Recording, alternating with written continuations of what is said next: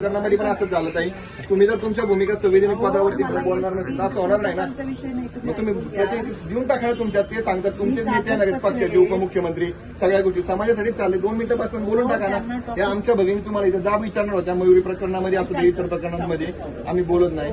समाज म्हणून तुम्ही काय केलं तुम्ही जर दिवे लावले असते तर आज ही वेळ आली नसते हत्या झाली नसते. आती होत नाही मॅडम तुम्ही दिलं पाहिजे बोललं पाहिजे. आता आम्ही प्रकरणामध्ये 6 तास पोलीस स्टेशनला मयुरी होती. तुमची प्रतिक्रिया डॉक्युमेंट पूर्वी जुनी 2024 यांचं पावदन ग्रामीणला होतं. ग्रामीणचे पौडचे बोलवले पावदनचे तुम्हाला तुमच्या अमुकला बोलणं तमुक तमुकला बोलणं हे बरोबर नाही. तुम्ही सांगितलं पाहिजे. महिला आयोग की अध्यक्ष रूपाली चाकणकर जब पीड़ित कासपटी परिवार से मिलने उनके निवास स्थान पर पहुंची तो मराठा समुदाय के कार्यकर्ताओं ने कई सवालों को दाग कर जवाब मांगा, लेकिन चाकणकर जवाब देने में असमर्थ नजर आई। स्वीकार करें कि मयूरी जगताप और अश्विनी कासपटे तथा अन्य बहनों को न्याय दिलाने में आप असफल रही हैं। धनंजय जाधव और अश्विनी खाड़े ने चाकणकर को कहा कि इस प्रोटोकॉल से बाहर निकले सभापति जी। मराठा समाज के सदस्य राजेंद्र कोंद्रे, धनंजय जाधव, बाला साहेब अमराले, राकेश गायकवाड़, हर्षा मोरे, सारिका जगताप आदि उपस्थित थे। इसके बाद मराठा समुदाय ने वैष्णी हगामने हत्या और मराठा विवाह समारोह के मुद्दे को उठाया। चाकणकर की बोलती बंद हो गई। बिना जवाब दिए कासपटे के निवास से बाहर निकलना भलाई समझी।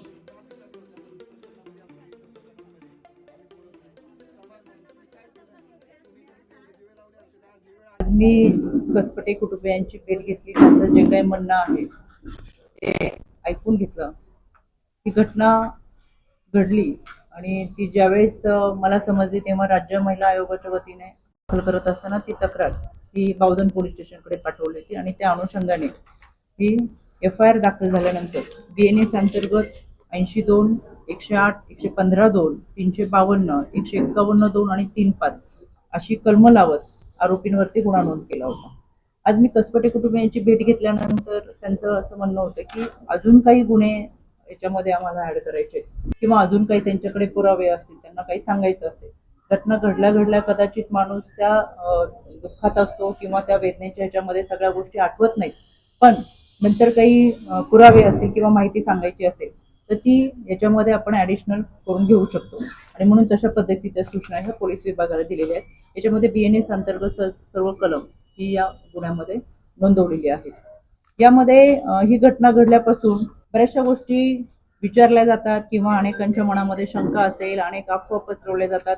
म्हणून मला आवर्जून सांगायचंय 6/11/2024 ला करिश्मा हगवणे यांनी राज्य महिला आयोगाला मेल केला होता. हा मेल होता 11:50 रात्री आणि पोलीस स्टेशनला पाठवून याच्यामध्ये कारवाई करण्यासाठी त्या सूचना दिल्या होत्या. हा राज्य महिला आयोगाची तक्रार अर्ज आहे आणि करिश्मा हगवणे यांची तक्रार मी तेच सांगते. आमच्याकडे दोन तर पहिली ही तक्रार तर ह्याच्यामध्ये ही तक्रार आल्यानंतर आम्ही ती जी तक्रार होती ती त्यांच्या भाऊजय आणि घरातल्या लोकांच्या विरोधात होती. त्याच दिवशी आमच्याकडे दुसरी तक्रार आली 6/11/2024 लाच. त्याच दिवशी तक्रार आली ती होती मेघराज जगताप म्हणजे मयुरी हगवणे म्हणजे मयुरी जगताप यांच्या भावाने आमच्याकडे त्याच दिवशीची तक्रार केली होती 6/11/2024 ला. ती तक्रार केल्यानंतर आम्ही त्या अनुषंगाने 7 तारखेला 11:30 वाजता म्हणजे 6 तारखेला तक्रार ह्या दोन्ही आल्या, एकाच दिवशी दोन्ही तक्रारी लागोपाठ आल्या आणि 7 तारखेला या दोन्ही तक्रारी ह्या बावधन पोलीस स्टेशनला पाठवून त्याच्यावरती कारवाई करण्यासाठी राज्य महिला आयोगाने तक्रारदारांना पत्र पाठवलं, पोलिसांनाही पत्र पाठवलं आणि याच्यामध्ये कारवाई करावी अशा पद्धतीच्या सूचना दिल्या.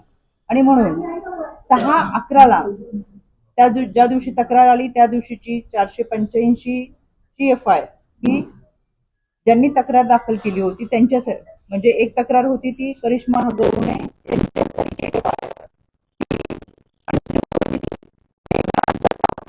यांनी जी आमच्याकडे तक्रार दाखल केली ती होती ती मयुरी जगताप यांच्यासाठीची, त्याच दिवशीची त्यांच्यासाठीची एक FIR. या दोन्ही FIR आणि या दोन्ही तक्रारी म्हणजे या दोन FIR आहेत.